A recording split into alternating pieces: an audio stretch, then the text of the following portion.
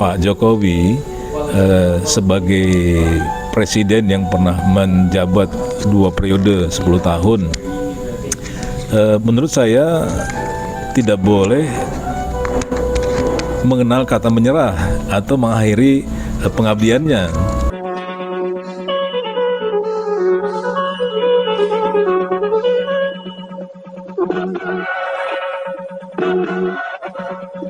Saya mau minta pendapat Dr. Wendy Melpa, apakah perlu Pak Jokowi ini membentuk partai?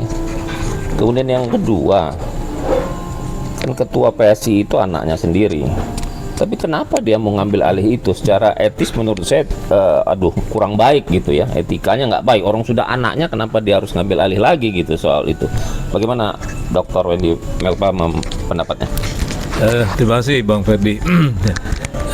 Gini, dulu kita waktu mengacu pada Undang-Undang Dasar 1945 sebelum amandemen, ini bicara soal perjalanan bangsa ini, bicara soal pembangunan, kita merujuk pada apa yang disebut dengan GBHN.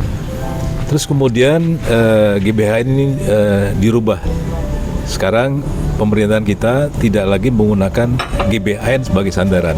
Nah, tapi tentu bahwa keberlangsungan dan keberlanjutan pembangunan ini tetap harus menjadi sebuah cita-cita. Jadi bukan berarti berganti rezim, berganti model, terus kemudian mulai lagi dari awal. Jadi pembangunan ini tetap, siapapun rezimnya, siapapun pemerintahnya, siapapun presidennya, pembangunan ini tumbuh terus, growth gitu ya, growth ya. Nah, jadi harus ada tahapan-tahapan untuk menuju pembangunan yang lebih baik lagi, bukan harus memulai dari nol lagi. Nah, oleh karena itu ini dibutuhkan sebuah komitmen kebersamaan dari pemimpin-pemimpin bangsa. Nah, oleh karena itu penting bagi bangsa ini untuk adanya jaminan keberlangsungan pembangunan ini ketika ada sebuah proses transisi dari rezim kepada rezim berikutnya, dari pemimpin kepada pemimpin berikutnya, dari presiden kepada presiden berikutnya. Nah, inilah yang menjadi, saya kira menjadi ideologi gerakan agar supaya masing-masing mempunyai komitmen untuk bisa melanjutkan pembangunan. Nah, kemudian saya bicara soal gerakan ya, saya membagi dalam 3 segmen.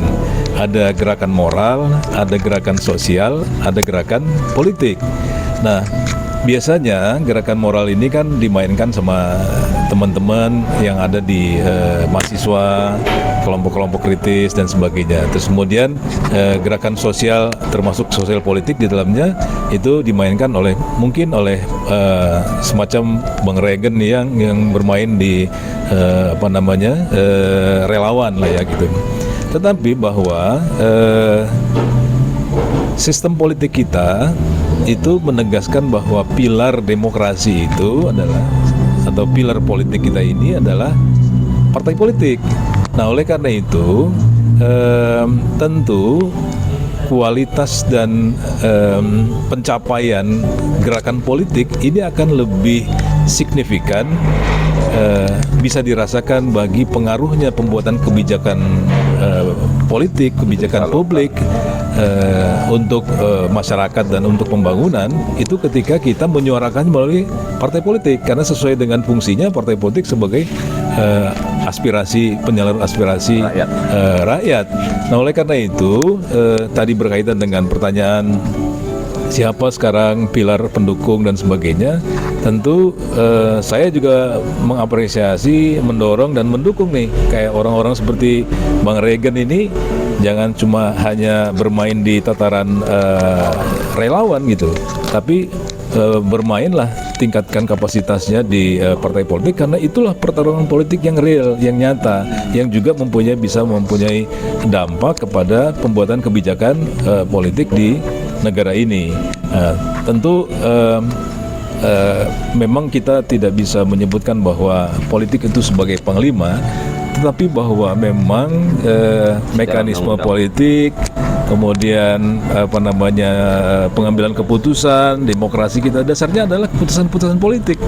Pembangunan kita juga keputusan politik. Nah, oleh karena itu yang efektif itu kalau orang-orang yang punya concern bagaimana membangun bangsa ini juga ada di partai-partai politik. Termasuk ya secara pribadi kita endorse nih Bang Regan nih untuk bisa main di partai politik ya. Teman-teman yang juga punya komitmen membangun bangsa ini juga bermain di partai politik. Sehingga dengan demikian bahwa satu sisi orang-orang yang punya komitmen itu ada di partai politik, sekilas sebaliknya partai politik juga berisi orang-orang yang berkualitas yang punya komitmen untuk membangun bangsa ini. Nah, sehingga mereka yang hanya menjadi penumpang gelap di partai politik kan lama-lama akan tersingkir dengan keberadaan hadirnya orang-orang yang punya komitmen untuk membangun bangsa ini. Saya kira itu Bang Ferdi. Jadi memang harapannya bahwa partai politik menjadi sebuah cara untuk bagaimana para orang yang punya komitmen ini untuk bisa membangun bangsa. Kaitan dengan PSI ya, saya kira memang Pak Jokowi sebagai presiden yang pernah menjabat 2 periode 10 tahun, menurut saya tidak boleh mengenal kata menyerah atau mengakhiri pengabdiannya. Meskipun tidak punya jabatan formal sebagai presiden, ya kita tetap harus memberikan apresiasi dan kesempatan kepada Pak Jokowi dan juga para pemimpin bangsa yang lain untuk terus membangun bangsa ini dengan caranya ya, dengan cara yang masing-masing gitu. Nah, termasuk bagaimana Pak Jokowi sekarang kita kita lihat dengan caranya dia tetap menerima tamu di Solo, melakukan kunjungan ke daerah-daerah, menyemangati para petani dan sebagainya. Saya kira ini suatu hal yang patut kita apresiasi. Inilah satu bentuk dia untuk juga berpartisipasi membangun bangsa ini. Nah, kaitan dengan PSI, saya kira saya belum melihat tuh kalau Pak Jokowi mau mengambil alih posisi ketua umum ya. Kan beliau hanya dalam candaan politiknya mengatakan kalau saya maju saya harus menang. Nah, ini saya memahaminya bahwa ini dia sedang mengendorse.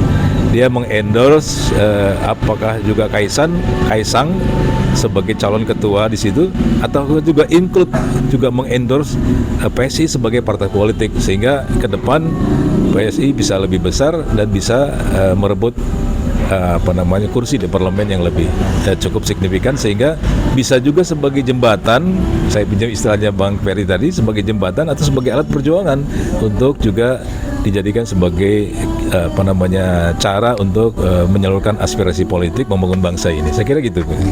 Ya.